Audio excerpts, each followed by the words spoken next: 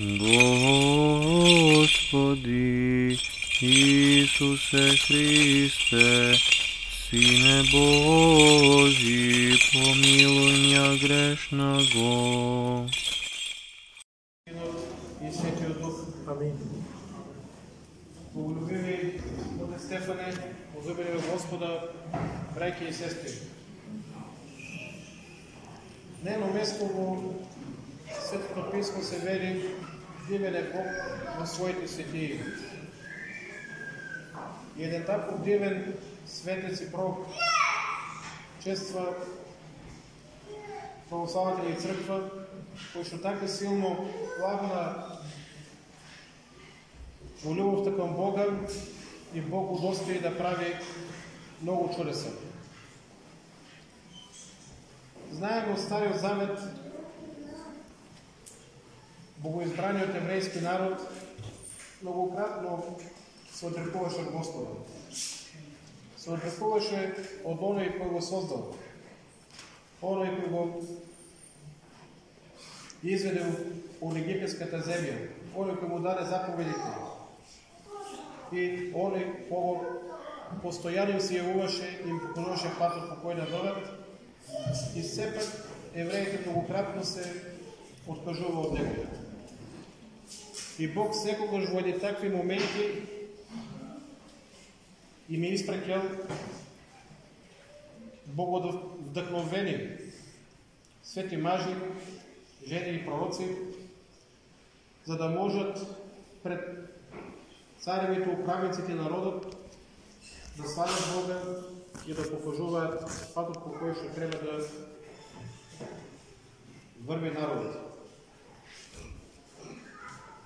Ете, во едни такви времења живееше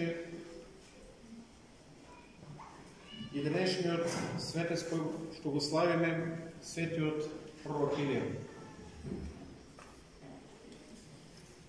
И тој, не можејќи да се помири со тоа што прави неговиот народ, појде пред царот и управникот и пред народот им рече: ако не поверувате одново во Господа, 3 години и 6 месеци нема да има дожд на земјата и ќе настане голем глад. Така и стана.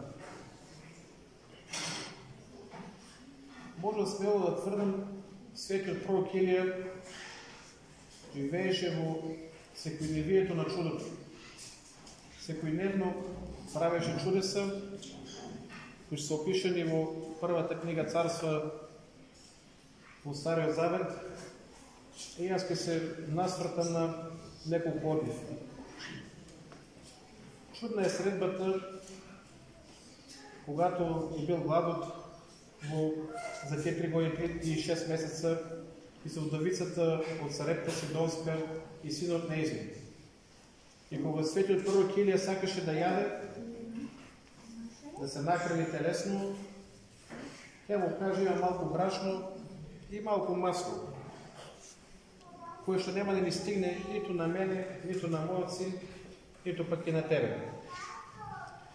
Тогаш светиот пророк се помоли на Господа и направи така.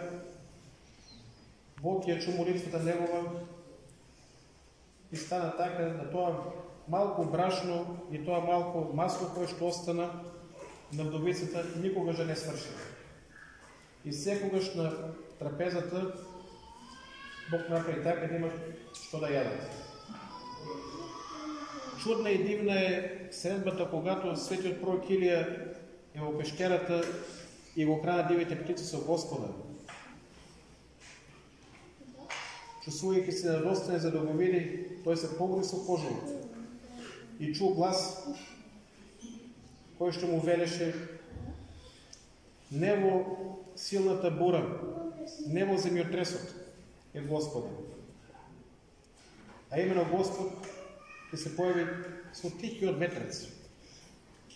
Именно ако сакаме да го познаеме Бога, најлесно ќе го познаеме и во тишината. И како што чувме во днешното литургијно Евангелие кога Христос вели, никой пророк не е познат во своите места, така беше и со Илија. Евреите го гонеа, сакаа да го пребијат и да го убијат.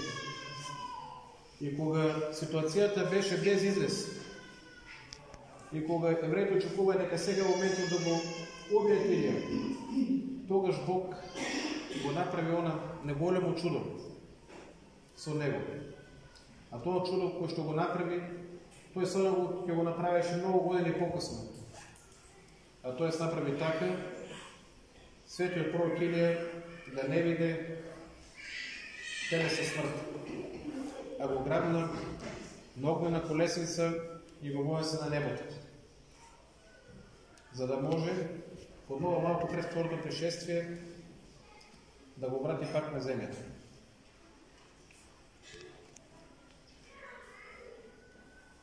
И во денешно време многу ни е потребен светиот пророк Илија. Светото и човечеството на се возбуден начин докажува дека Господ не му е потребен. Намалихме Бога, разбирането за Бога според нашиот мал човешки раст. Повеќето го разбираат Бога како те си знаат и умеат. И именно заради тоа не е потребен светиот пророк Илија, за да може да усили верата во секој наш од нас, за да можеме без страх и без колебание да се исповедуваме верата така пламено како што го направи светиот пророк. Ако не можеме на целиот свет, то некаде сред нашите пријатели, сред нашите познати, сред нашите родини. Нека Бог да ви дарува малко таа вера на свет пророк Илија, честити и благословени да се имени се за многу и благословени години да е денешниот празник. Амин.